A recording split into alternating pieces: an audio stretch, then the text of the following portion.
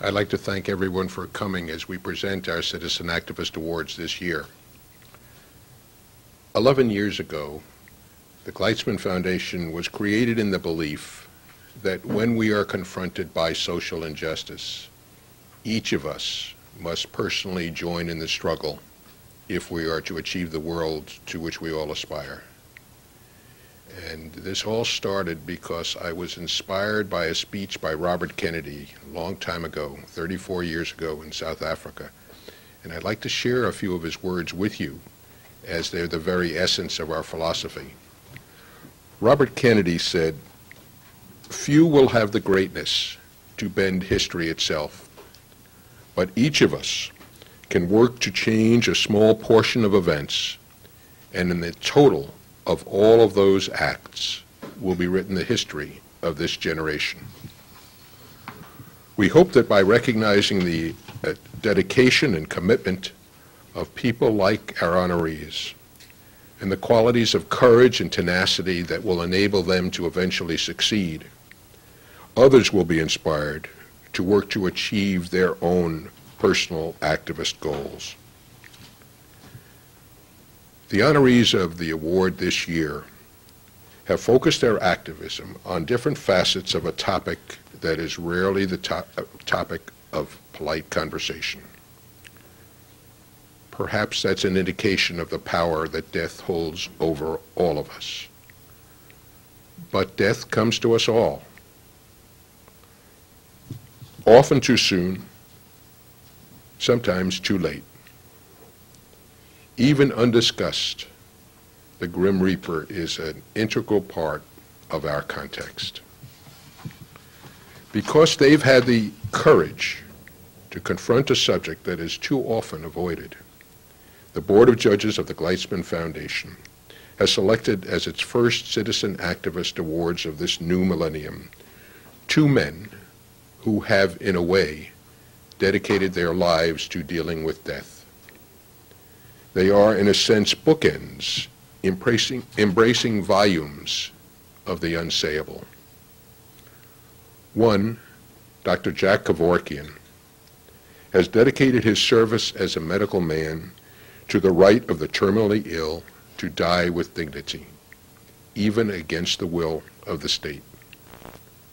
The other, Bryan Steveson, uses every weapon in his formidable arsenal of nonviolence to wrest from the same state the right to take the life of those deemed not worthy to live. In the same speech that I quoted earlier, Robert Kennedy made an observation that is particularly applicable to our honorees. He said, "Few were willing to brave the disapproval of their fellows, the censure of their colleagues, the wrath of their society. Moral courage is a rarer commodity than bravery in battle or great intelligence. Yet it is the one essential vital quality for those that seek to change a world that yields most painfully to change."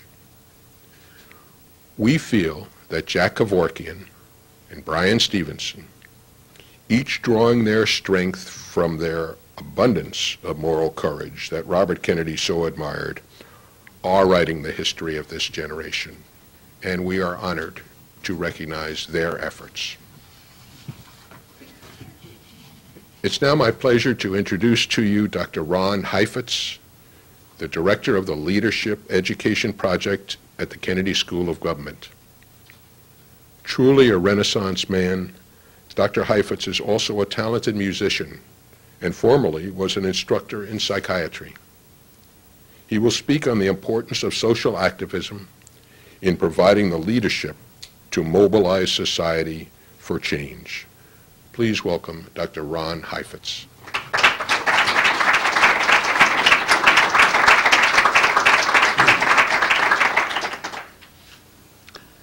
It's a real pleasure to be with all of you tonight and to participate in these awards. One of the great sources of confusion in the study of leadership is that we tend to equate leadership with authority.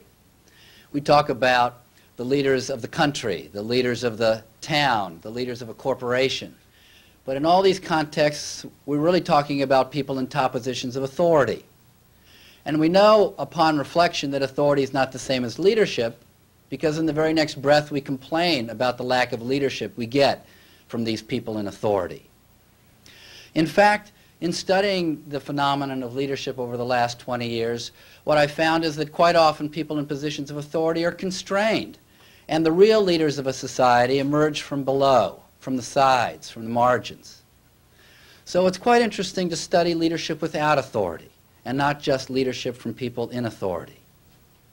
We can see why so many people in positions of authority fail to lead because, well, think of the problem of any congressman in the early 1990s. Can you go home to your district and say, good news, the Cold War is over, time to lose your jobs, time to give up a way of life, time to uproot your families and start afresh, time to renegotiate the power relationship in your marriage because one of you now is going to be unemployed for a while and maybe someone else is going to have to take employment.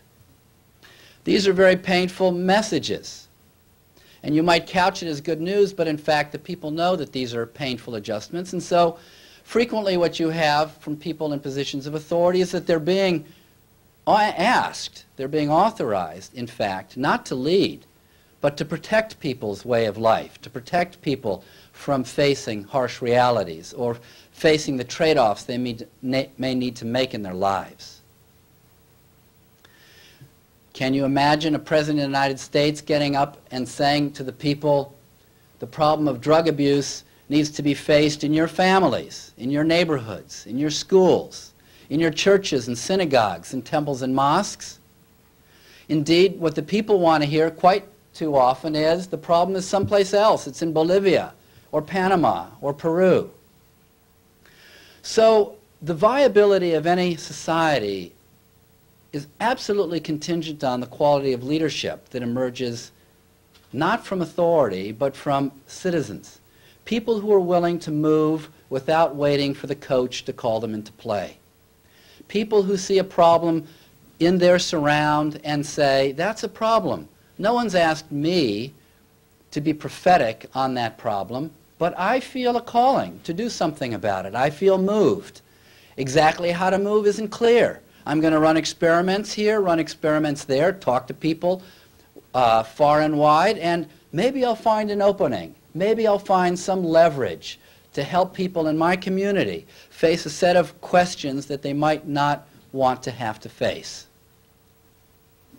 And so we see here perhaps the very best in what makes America work, which is the quality of citizen leadership that has been part of our story since the founding of the country. Now, I have to say that I feel my own personal connection, even though Alan and I have just met, with this enterprise.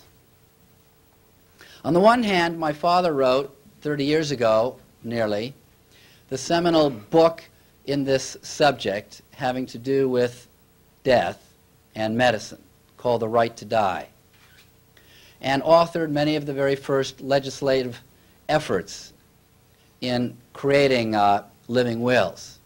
So I've kind of grown up with these sets of issues.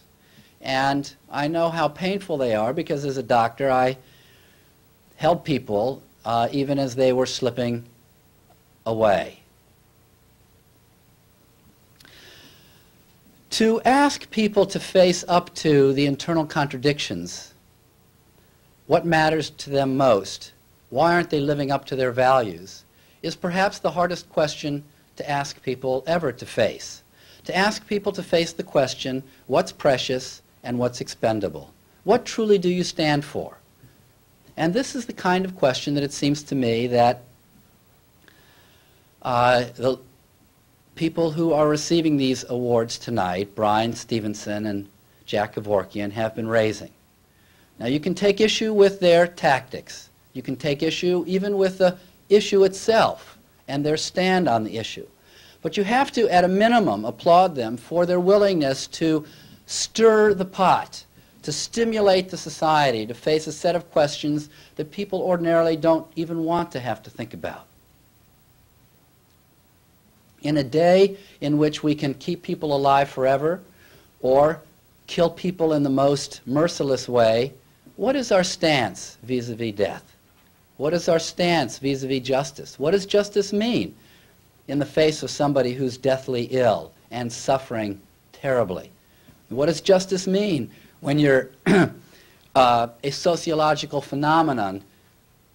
You know, at the beginning of my medical career, I took a job in Rikers Island prison. I was the doctor one night a week on call for the prison. I was moonlighting while studying music on the side, trying to rethink what I was going to do with my life. Rikers Island's a pretty tough place, and at 27 years old, it was a bit of a scary place. But I learned a lot, and in a way, it changed my whole career. By the busload, inmates would come in from all the local jails around New York, and my job was to examine these inmates. By law, they were entitled to an exam. Well, you couldn't help but notice that no firstborn sons of Greenwich, Connecticut families were coming into Rikers Island in the middle of the night. There were no folks from Beverly Hills type places, which is where I grew up. Nobody grows up in Beverly Hills, actually. Everybody had experienced deep injustice, and in their own perverse way were sort of hitting back. But clearly they were part of a sociological phenomenon, caught up, out of control, even of their own lives, in some ways unable to transcend all of the internal forces coupled with the external temptations in the particular subcultures in which they inhabited their lives. So it seems to me that to face the society with these deeper questions of justice is what makes the society, what enables our society to be most a living and dynamic organism. And so however we might stand on the particular content area themselves, the death penalty or the right to die, the right to assisted suicide, we have to, I think, at a minimum, applaud people who are willing to face us, to think more deeply about what we mean by justice and what it would mean for us to live up to our values. If we weren't willing to applaud those people who stir the pot, then what do we make even of our own religious traditions? You know, I can't help but think, as a member of Alan's tribe, looking back on our own tribal history, of all of the Jewish people who've stirred the pot through history, including our own boy, Reb Jesus. You know, what would we do without our own boy, Reb Jesus, if he hadn't stirred the pot? So I think we all have to address this question. What does it mean to hold sacred the law of a society, and at the same time, what does it mean to challenge each of us who participate in making those laws so that we think more deeply about the degree to which those laws embody the values that we strive to stand for? Thank you.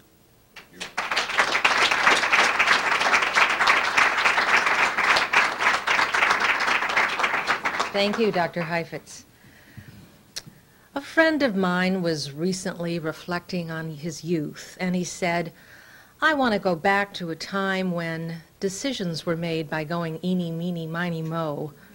Race issue meant arguing about who ran the fastest. Having a weapon in school meant being caught with a slingshot. Taking drugs meant orange-flavored chewable aspirin, and war was a card game. But then he and we grew up, and life wasn't so simple anymore. As adults, the issues we face are unbelievably complex. Basic human values and principles are challenged, cultures clash daily, and nations and families are struggling to find peace and peace of mind. Fortunately, as Mr. Gleitsman mentioned earlier, men and women of moral courage do emerge, and through their efforts and inspiration, indelibly impact our society. Two of these men we honor here tonight. Both have given a powerful voice to people rarely heard, those who suffer the pain of living, and those who suffer society's need for revenge as a form of justice. Both are changing the world in which we live. Dr. Jack Kevorkian, icon of the Right to Die movement, is not with us this evening. Inmate number 284797 is serving a prison term of 10 to 25 years, having been found guilty of second-degree murder and delivery of a controlled substance. He is hailed as a humanitarian without equal by the widow of Thomas Youk, the 53-year-old afflicted with ALS, Lou Gehrig's disease, whose assisted suicide led to his imprisonment. At the age of 71, Dr. Jack Kevorkian is proof that activism is not monopolized by youth, igniting a national debate in legislative houses and living rooms across the country regarding the right of the terminally ill to end their pain and suffering. He's made a difference in how we view the human condition. Kevorkian had the very positive effect of galvanizing a lot of people, making them see what horrible straits some people were in, said Estelle Rogers, executive director of Death with Dignity National Center, a Right to Die lobbyist group.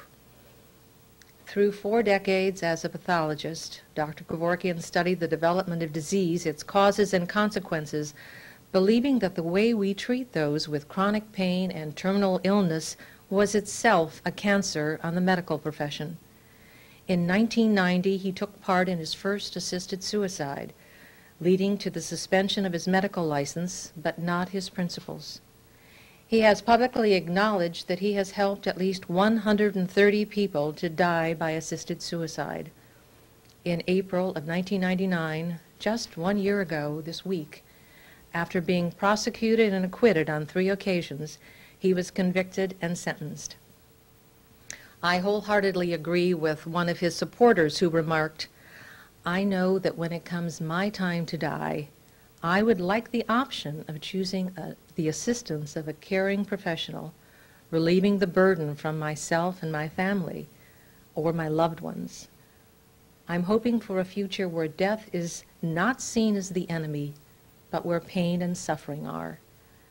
Ladies and gentlemen, it speaks volumes that I welcome to the podium the wife and brother of Thomas Youk, who peacefully ended his struggle with the assistance of Dr. Kevorkian. It is my privilege to present the year 2000 Citizen Activist Award to Dr. Jack Kevorkian. Accepting the award on his behalf, please welcome Melody and Terrence Youk.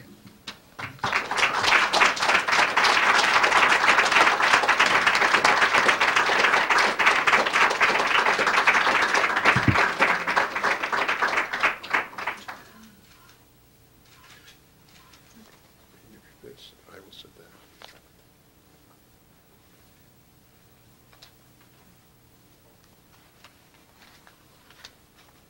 I might mention, so that you know about the sculpture you see here, this was created by Maya Lin, the creator of the Vietnam War Memorial.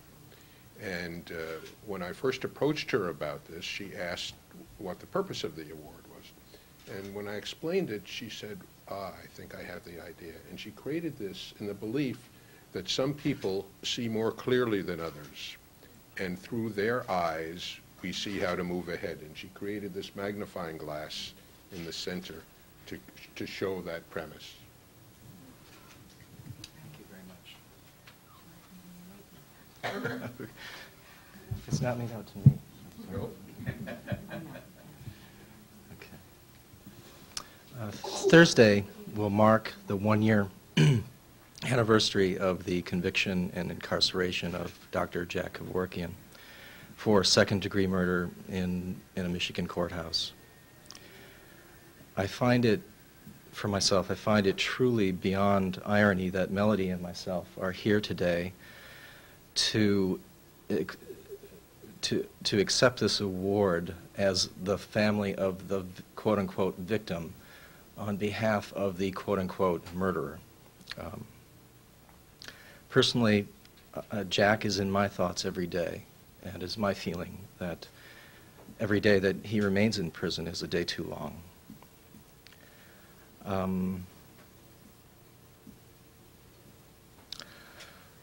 We are truly thankful to the Gleitsman Foundation and family in recognizing the tremendous sacrifice, vision, and contribution that Jack Kevorkian has shared with us as a culture in pioneering the personal right of a person to choose the circumstances around their death. I'm hopeful that this award will be the first step on what seems like a long road towards a person's right to choose the circumstances of their own death, and of course the release of Dr. Kevorkian, and ultimately his vindication. Again, we are honored to accept this award on Jack's behalf, and we extend a heartfelt thank you to the Gleitsman Foundation for their courage and foresight. Thank you.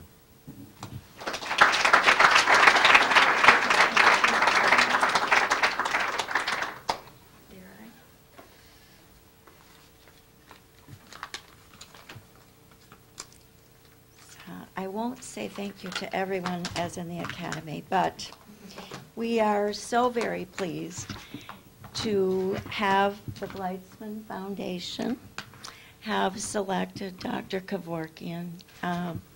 It is a validation in a sense of something that we believe, having held Dr. Kevorkian in a very high regard, because he had the courage to stand up for what he believed in, where others were not willing to do so.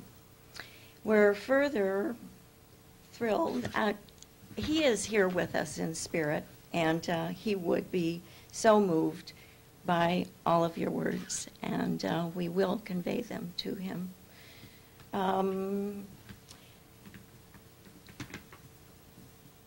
Many people in our area, we are from Michigan, do not appreciate, according to the press and what is seen in the media, even though the question of physician-assisted death was put on the ballot in '98, even though upwards of 800,000 people signed a petition to put it on the ballot. Official figures, I believe, stopped at the 246,000 that were necessary. But it does our hearts very good to know that there are so many people who do value his contribution. And it occurs to me that I don't think that people truly appreciate how very difficult a thing it is to be a person who stands up for what they believe in spite of all the people who say, not now, not in this century. In Jack's case, Dr. Kevorkian's case, there are people who have an impression of him which is different than those who are close to him have.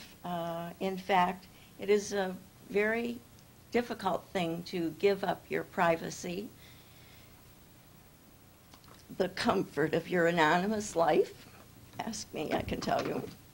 To stand up to the opposition. Leave yourself open to scrutiny, criticism, and scorn. And so we are so deeply indebted to him for having the courage and the conviction to do that. Because what he risked is freedom, personal freedom that you and I have just to move about each day, do whatever we wish. And today he's in a very small cell, alone, but not forgotten.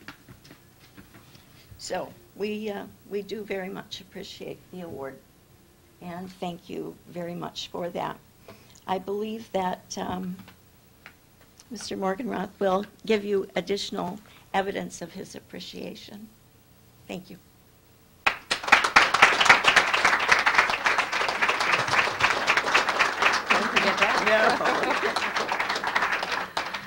I'd like to introduce Dr. Jack Kevorkian's attorney, Mike Morgenroth, who will read a public statement by Dr. Kevorkian. This is the first public statement he's made since he was imprisoned a year ago. Mike.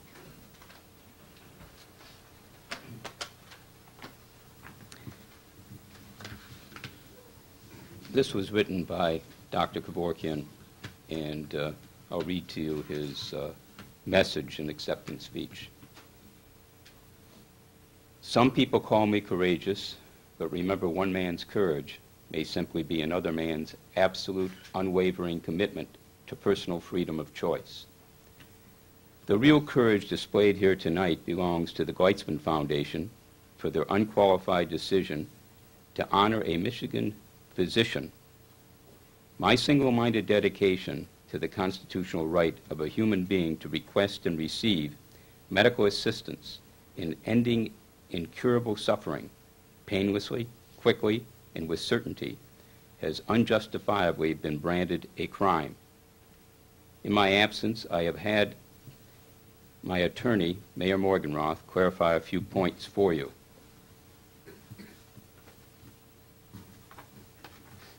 And these are from notes he wrote in third person on a patient's right to choose. Dr. Kevorkian does not solicit anybody. Mentally competent patients or their doctors contact him with repeated requests to help terminate the patient's pain and suffering. Dr. Kevorkian requires adequate, up-to-date medical records and preferably consultation with patients' personal physicians whenever possible. These consultations include all family members requested by the patients and any of their physician or spiritual advisors. Dr. Kevorkian always recommends further medical treatment for pain and physical discomfort, especially from hospice care. And he always recommends further deliberations and delay to preclude hasty action by the patients. Any indication in the medical records or on personal consultation of patients' mental impairment precludes further consideration. On the death penalty, Dr. Kevorkian is against the death penalty for humanitarian reasons, especially with the current state of justice in which innocent people have been and are being convicted and condemned to death. On the physically challenged, the physically impaired critics and opponents are entitled to their views, but may not take away the right of choice from other individuals. Their quotations are taken out of context with purposeful misrepresentation and misunderstanding of death with dignity. If anyone chooses to live in any condition of his or her choice, then by all means they should do so. The choice is theirs alone. They would never need to request medical assistance. On personal and professional integrity, above all, Dr. Kevorkian loathes hypocrisy. Physicians have been working in secret for hundreds of years, making decisions of life and death.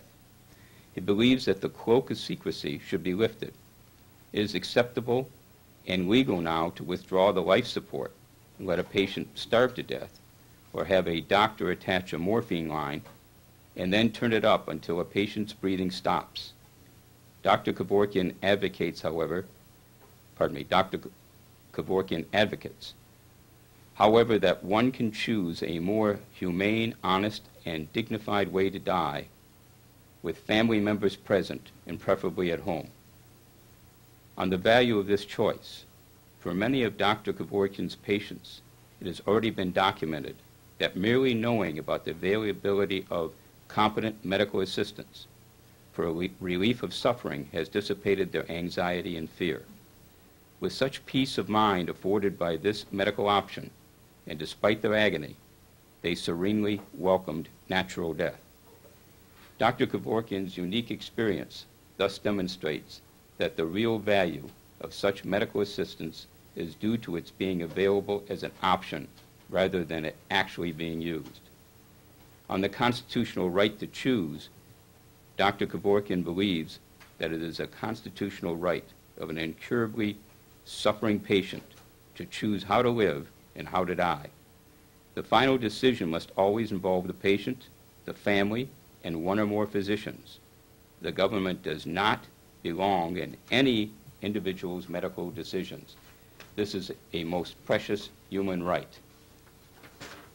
He further says, as he goes back to the first person, I certainly wish I could be there tonight, but in a real sense I am. In spirit, I am joining kindred souls in a ceremony celebrating the defense of a fundamental human liberty. My special thank to you, Mr. Alan Gleitsman, the Board of Judges, and the Gleitsman Foundation. Thank you also to Terrence and Melody Youk for accepting this award in my absence. Thank you also to Ms. Maya Lin for the beautiful sculpture that will be presented to my sister, Mrs. Flora Holzheimer, for permanent display to the Armenian Library and Museum of America, ALMA, in Watertown, Massachusetts. Finally, my appreciation to all the supporters who have written to me in prison and the millions of individuals who share my belief around the world. Best wishes to all, Jack Kevorkian, MD. Written April 3rd and April the 1st, 2000. Thank you very much.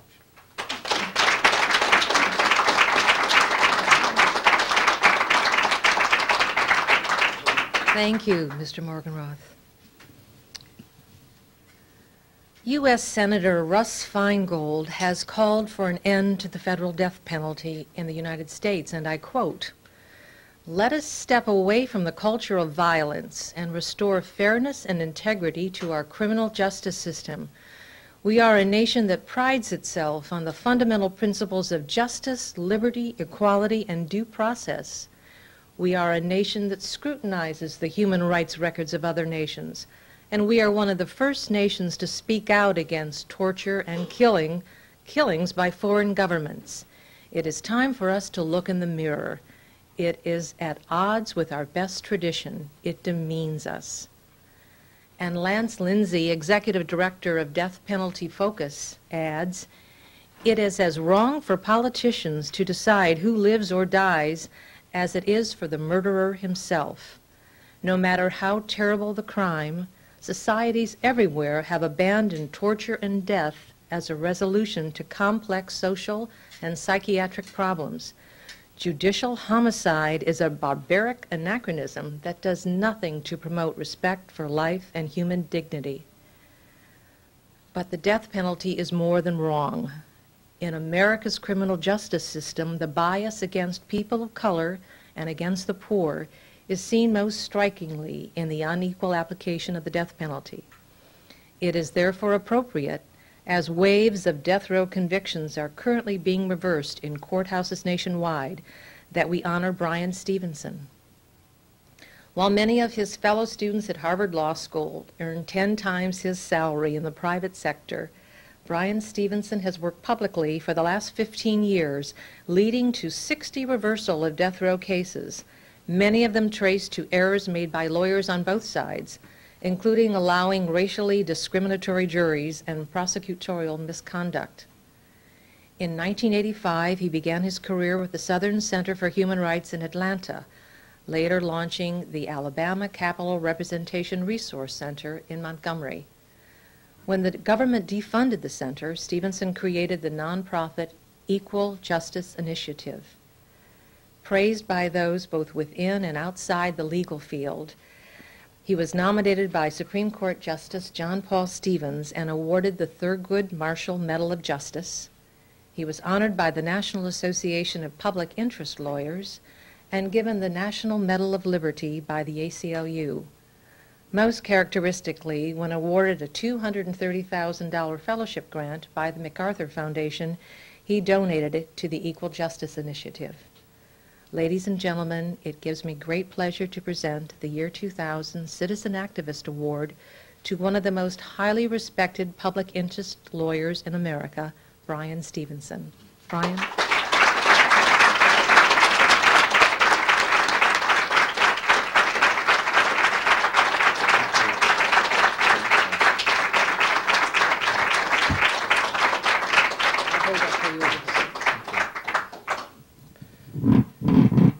In 1989, we started our project in Alabama. Until that time, I'd been representing people on death row and in prisons across the Deep South from Atlanta, Georgia. And we started this project in Alabama in part because there were no other institutional services for people on death row. Alabama still today has no public defender system. We sentence more people to death there than any other state in the country per capita. In 1989, 25% of the executions that took place in America took place in Alabama. And when we opened our office, we had someone on the row who was 30 days away from an execution. And this man called me as soon as I opened the office, and he said, Mr. Steveson, I understand you have an office there. I'm so glad you're here. I need you to represent me. I'm scheduled to be executed in 30 days. I don't have a lawyer. My lawyers who are going to represent me have left me. Please tell me you'll take my case. And just having opened this office, I wasn't in a position to take cases, so I explained to him, I said, I'm sorry, but we don't have books yet. We don't have lawyers yet. We don't have computers yet. We're just not in a position to start taking cases. And there was a silence on the other end of the line. And he hung up, and I went home that night, and I felt really awful about that conversation. The next day, he called me again. He said, Mr. Steveson, I know what you told me yesterday.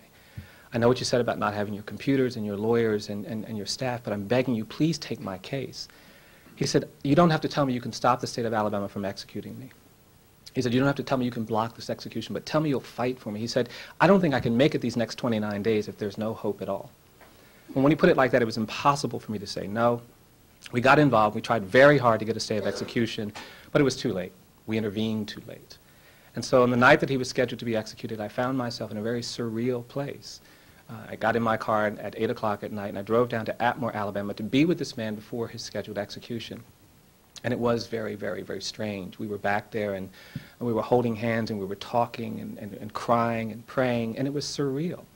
And we had this conversation that I frequently talk about that I've never forgotten. He started talking to me about his day, and he kept saying, Bryan, it's been so strange, because all day long people have been saying, what can I do to help you? He said, when I woke up this morning, the guards came to me in the morning and said, what do you want for breakfast? At midday, they came to me and said, what do you want for lunch? In the evening, they came to me and said, what do you want for dinner? He said, every 15 minutes, somebody was saying, what can I do to help you? Do you need stamps to mail your last letters? Do you need access to the phone to call your friends and family?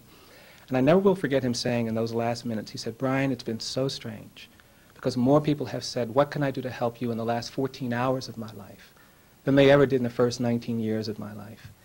And standing there holding that man's hands, I couldn't help but think about that. I started thinking about where were they when you were 3 years old being physically abused by your stepfather? Where were they when you were 6 years old being sexually assaulted by your step-siblings? Where were they when you were 9 years old and you were experimenting with heroin and crack cocaine? Where were they when you were 14 and you were roaming the streets of Birmingham, Alabama, drug-addicted, homeless, with no place to go? And with those questions resonating in my mind, this man was pulled away and executed in Alabama's electric chair. I think about that tonight because occasionally someone will come up to me and say, what can I do to help you? Rarely does somebody do something as extraordinary as this and recognize the work that we are trying to do on behalf of America's most hated and despised, the rejected, those who have been marginalized to the point where we've no longer convinced that their lives have any value, any meaning, any purpose. Rarely does anyone do what the Gleitsman Foundation has done, which is to say, we're going to help you by recognizing the work you're doing and contributing to it. And for that, I am enormously grateful. As someone who is the product of Brown versus Board of Education, I grew up in a community where black children could not go to public schools. We had to go to the colored school. And when I was a little boy, my mother would always answer any question that you asked. She would say, if I asked her, I said, Mom, what's that star up in the sky? She wouldn't know the name of the star, but she would say, that's the brightest star in the sky tonight. And she always wanted us to believe that every question we asked was a good question.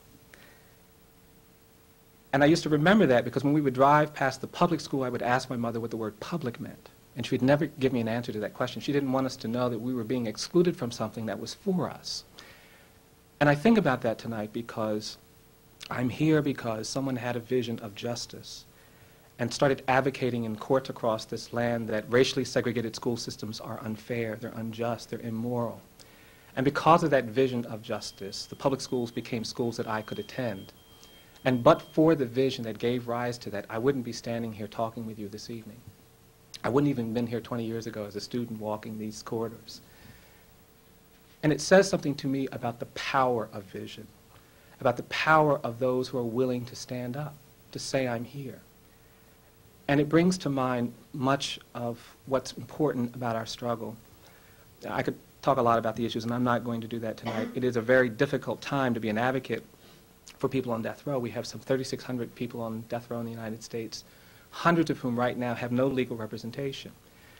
Even this week, I'm representing somebody who is scheduled to be executed on Thursday night. His conviction was grossly undermined by intentional race discrimination. The prosecutor signed an affidavit last week We acknowledged excluding black people from jury service on the basis of race. And we've now presented papers to the court, and I'm waiting for a decision today or tonight, tomorrow.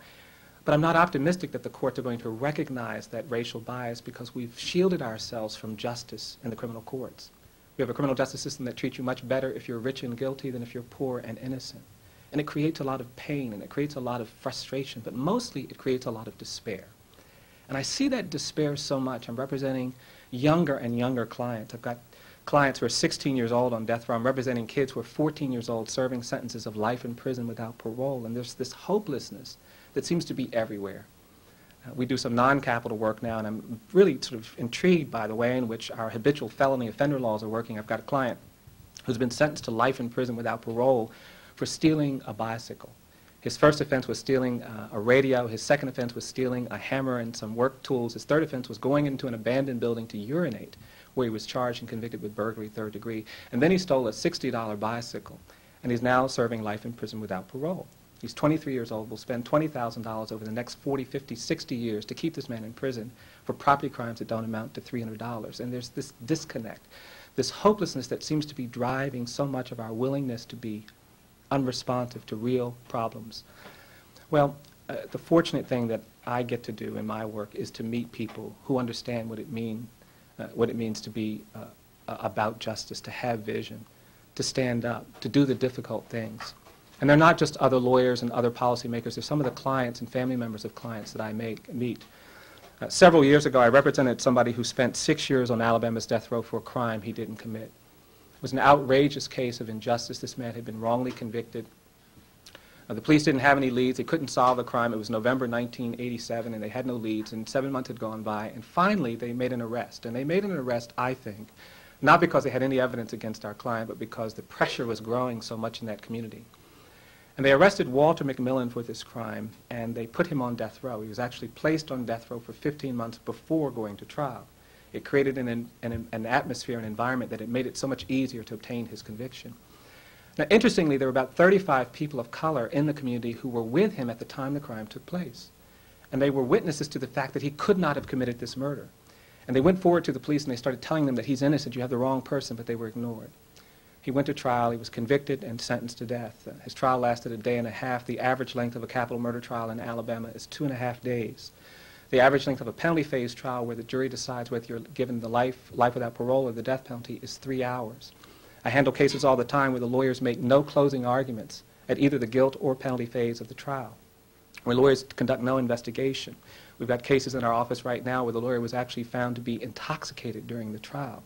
And yet these case convictions are being affirmed because there is this disconnect, this hopelessness about our ability to do better. Well, when I got involved in this case, I was really struck by the level of despair in the community. And many people would come up to me and they'd say, Mr. Steveson, it would have been so much better if Mr. McMillan had been out in the woods hunting by himself when this crime took place, because at least then we could entertain the possibility that he might be guilty. But because we were there with him, we feel like we've been convicted too. We feel like we've been sentenced to death too. And we just don't know how to tell our children that you can live in a society that claims to be so free and just and be plucked up like he was and put on death row. We don't know what to do about that. Well, we uncovered evidence of his innocence. It was very dramatic. There were tape-recorded interviews with the man who testified against him, on whose testimony they relied, where he basically admitted to giving them false testimony. He told the police at the very beginning that you want me to frame an innocent man for murder, and I don't feel right about that. And for some strange reason, they recorded these conversations and never destroyed the tapes. And through some collateral litigation, we were actually able to get our hands on the tapes where the police were coercing this witness to testify falsely. We got other police records where a police officer had actually been at Mr. McMillan's house the exact same time of the crime, some 11 miles away, buying a fish sandwich for his lunch break. And all this evidence started coming together, and we finally went to court. And on the first day of the court hearings, the courtroom was packed full of people of color, full of poor people who were there looking for some hope, looking for some sign of justice. And we had a great day in court. We impeached the police officers. We had a great day, and I was coming out that night feeling good not only about the case, but about what I saw growing in that community. Hope was beginning to spring back to life. Came back to court the next day, and I noticed that all the people of color who had been inside the courtroom on the first day were now sitting outside. And I walked up to the community leaders, and I said, well, why aren't you all inside the courtroom? They said, they won't let us in today, Mr. Steveson. And I walked over to the deputy sheriff. I said, I want to go into the courtroom. He said, you can't come in. I said, well, I'm the defendant's attorney. I think I have to be inside the courtroom. He said, I'm going to go check on that. And he checked, and he came back and said, well, you can come in. And between the first day of the hearing and the second day of the hearing, they had changed the courtroom around. They had put up a metal detector that you had to walk through to get inside the courtroom. And on the other side of the metal detector, they had positioned this huge German Shepherd dog. I walked into the courtroom. The courtroom was half filled with people who were hostile to our perspective. And I was furious. I was angry. I complained to the judge. The judge said, "I'm sorry, I can't help you. Your people just have to get here earlier tomorrow." And I knew that not a lot of people would get into the courtroom that day. And I expected community leaders to be upset, but they weren't. They said, "That's okay, Mr. Steveson. We'll just have a representative be our eyes and ears at today's hearings." And they began identifying people who could be representatives. And they identified this older woman by the name of Ms. Williams. And I've never forgotten this woman. She was an older black woman. She was quite frail but very strong. You could just see strength in her. And when they said, "Ms. Williams, you're going to be one of our representatives," she just swelled with pride. She got out her compact and started fixing herself up. She got her hat situated just right on her head. She got her shawl gathered just correctly. And I was inside the courtroom when they finally started letting people come inside, and there was Ms. Williams. And she walked through the door with such grace and with such dignity, and she walked through that metal detector with her head held high. But when she got in front of that dog, you could see the fear paralyze her. And she was trying to make a step. She was trying to get past the dog, but she couldn't do it. And finally, her body began to shake, and her shoulders sagged, and her head dropped, and tears started running down her face. And then she groaned and turned around and ran out the courtroom. It was a painful thing to see. Well, other people made it into the courtroom. We had another good day of hearings. I'd forgotten all about the incident until I was going home that night, and there was Ms. Williams still sitting outside the courthouse. And when she saw me walking to my car, she said, Mr. Steveson, I've got to talk to you. I feel so bad." I said, "Ms. Williams, it's all right. It's okay. They shouldn't have done what they did." She said, No. I was supposed to be in that courtroom. I should have been in that courtroom, and I let everybody down." I said, "Ms. Williams, it's all right." And she began to cry. And nothing that I could say would console her. And she said, I said, "Ms. Williams, it's all right. It's okay." She said, No. I was meant to be in that courtroom. I should have been in that courtroom. But when I saw that dog, she said, all I could think about was Selma in 1965. And I remembered how we gathered at the Edmund Pettus Bridge in 1965 to march to Montgomery for the right to vote, and they put those dogs on us. And I kept thinking about being chased by those dogs in 1965, and I just couldn't make myself move. She walked away with tears running down her face. I got into my car, I went home. The next morning, her sister came up to me in the morning and said that that night when Ms. Williams got home, she didn't talk to anybody, she didn't say anything to anybody. They said she went into her bedroom and just started praying, and they could hear her praying all night long, "Lord, I can't be scared of no dog. I can't be scared of no dog." And her sister said the next morning she got up and got in the car, and on the trip from the house to the courthouse, she kept saying over and over again, "I ain't scared of no dog. I ain't scared of no dog." And as I was talking to her sister, I saw Ms. Williams appear at the door. And even from where I was standing in the courtroom, I could hear her saying audibly over and over again, "I ain't scared of no dog. I ain't scared of no dog." And she walked through that metal detector, and she walked up to that dog, and she said in a very loud voice, she said, "I ain't scared of no dog." And she walked past that dog and sat down on the front row of that courthouse and said, "Mr. Steveson, I'm here." I turned around, and I looked at her, and I said, "Ms. Williams, it's good to see you." About 5 minutes went by, and she said it again. She said, "No, Mr. Steveson, you didn't hear me." She said, "I'm here." At this point, it was getting a little embarrassing, so I turned back around. I said, "No, Ms. Williams, I do see you, and I'm glad to see you here." The courtroom got full of people. The judge walked in, everybody stood up, and then everybody sat back down. But when everybody else sat back down, Ms. Williams remained standing. And when the courtroom got real quiet and people were trying to figure out what she was going to do, she said one last time in a very loud voice, she said, "I'm here." And it became clear to me then what she was saying. She wasn't saying, "I'm physically present." What she was saying is, I may be old, I may be poor, I may be black, but I'm here because I've got this vision of justice that compels me to stand up to injustice. I'm somebody who believes that each of us is more than the worst thing we've ever done. I believe if you tell a lie, you're not just a liar. I believe if you take something that doesn't belong to you, you're not just a thief. I believe even if you kill somebody, you're not just a killer. That you're more than that. That there's in all of us this basic human dignity that must always be protected, that must always be respected. And because of that, I fight against the death penalty, and I fight against the kind of injustices that too many of us have accepted. I cannot tell you how overwhelming and how encouraging it is to me for the judges and the Gleitsman Foundation to say to us in the work that we are doing, "I'm here." It resonates in ways that I can't begin to describe. We have a lot of difficult days doing the work that we do, but every now and then someone will do something extraordinary, like Ms. Williams did. We eventually got Mr. McMillan released from death row. The state acknowledged his innocence, and when he walked off of death row, there were a host of people outside the prison waiting for him, and one of them was Mrs. Williams. And when she saw him, he walked over to her and said, "Ms. Williams, I'm here, and I'm here because you were there for me." I'm grateful this evening that you thought enough of the work that we're trying to do to say, I'm here. I can't tell you how much it means. There is a need for hope. There is a need for vision. There is a need for struggle. Hope is something that's kind of elusive. A lot of people talk about it, but they don't really understand it. Václav Havel, the great Czech leader, talks about it in ways that I think resonates for people who do the kind of work that I do. He says it's not some conviction that things are always going to work out. It's not a preference for optimism over pessimism. Havel says that hope is an orientation of the spirit. Well, by being willing to affirm the orientation that we are trying to make, to be hopeful in courtrooms and communities and in courthouses where there's been so little hope, you encourage us, you reaffirm what we are doing, and I can't tell you how grateful I am. There are a lot of special things about this day and about this award that I will always treasure, but nothing will I treasure as much as your willingness to say, we're here, and we appreciate and encourage you and appreciate the work that you're doing. Thank you very much.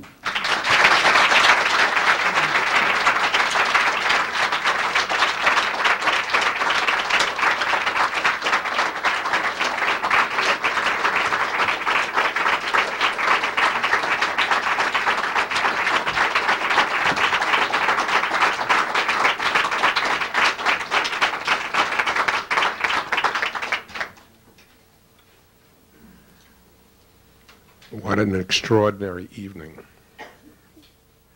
Thank you for your presence, for you were here, and we will all remember this. I know that you were impressed by the moral courage of the honorees this evening.